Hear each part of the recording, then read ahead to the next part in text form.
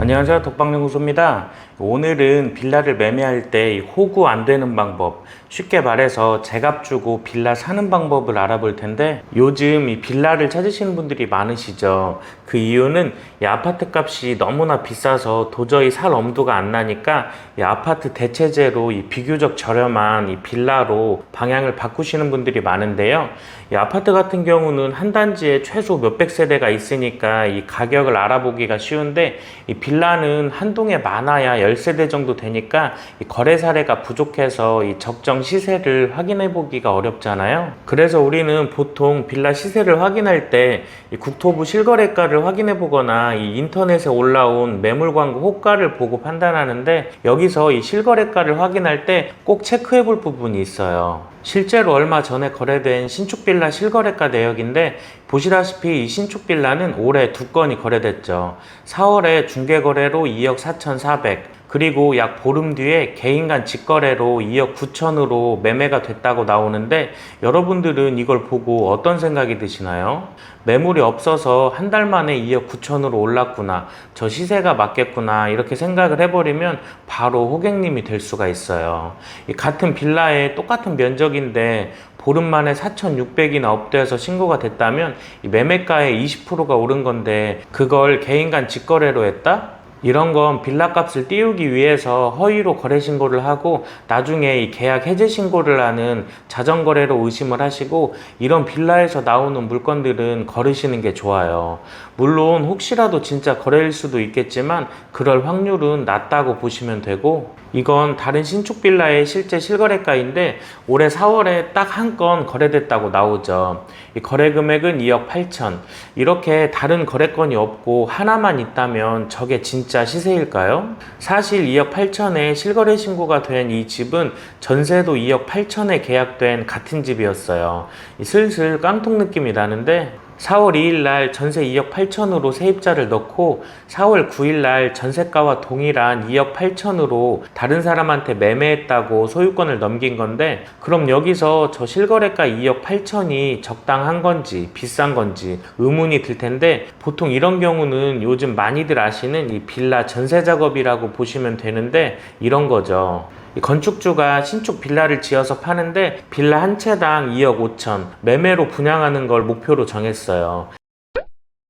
한 채당 원가가 2억 2천이 들어갔다면 한 채만 팔아도 3천, 10채면 3억이 건축주 순이익인데 사실 분양이 어렵죠. 누가 이 신축 빌라를 많이 사려고 안 하니까 여기저기 현수막 붙이고 광고하다 보면 이 시간도 오래 걸리고 이 지출 비용도 늘어나니까 이 누이 좋고 매부 좋고 꽉 먹고 알까지 먹을 수 있는 일들을 꾸미죠. 이 건축주가 컨설팅 업체들한테 나한테는 한 채당 2억 5천만 입금해주고 나머지가 얼마가 됐든 전부 니네한테 알로 줄 테니까 이 손님만 데려오라고. 여기서 이 알이 뭐냐면, 실제로 이렇게 문자 홍보를 하는데 손님을 데려오면 매매 계약 시 알 27개, 이 전세 계약 시 알 15개를 준다는 건데, 이 알은 리베이트라고 해서 알 한 개당 100만 원이에요. 매매는 2,700, 이 전세 계약은 1,500을 주는데 사실 처음부터 이 매매 손님을 찾긴 어렵죠. 그럼 이제 컨설팅 업체들이 눈에 불을 켜고 전세 손님을 찾아와요.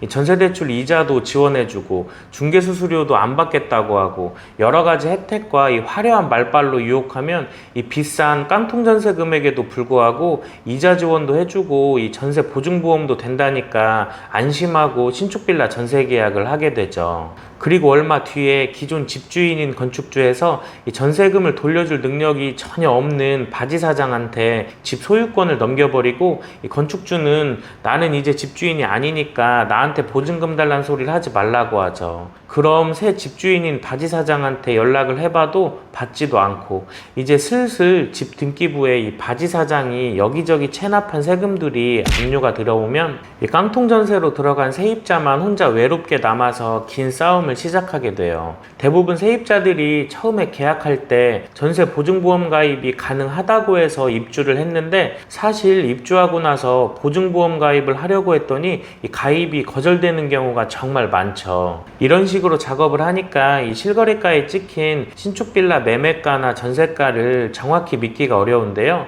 그러니까 이 신축 빌라를 매수할 때 이렇게 거래 사례가 없어서 실거래가 정보가 부족하다면 이 매매 거래만 확인할 게 아니고 그 빌라의 같은 평수의 전세 가격까지도 확인을 해서 이렇게 매매와 전세가 비슷한 시기에 진행됐다면 뭐 갭 투자일 수도 있지만 이건 알 작업으로 거품이 있는 신축 빌라라고 의심을 해보시는 게 좋아요. 그래서 저는 실거주로 빌라를 꼭 매수하셔야 된다면 연식이 있는 구축 빌라를 추천드리는데요.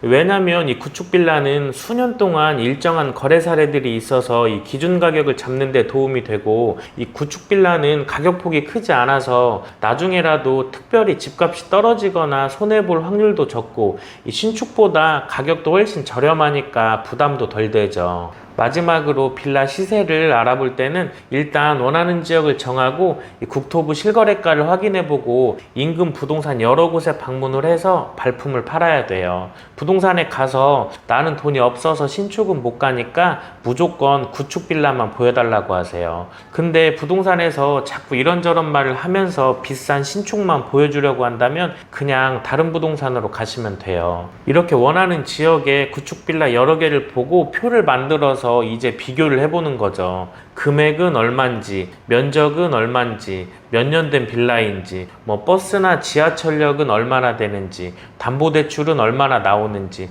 이렇게 비교를 해본다면 적당한 시세로 매수를 할 수 있으니까 빌라를 매수하실 계획이라면 꼭 참고하시고요. 이번 영상도 시청해 주셔서 감사드리고 다음에 더 알찬 내용으로 찾아뵙겠습니다.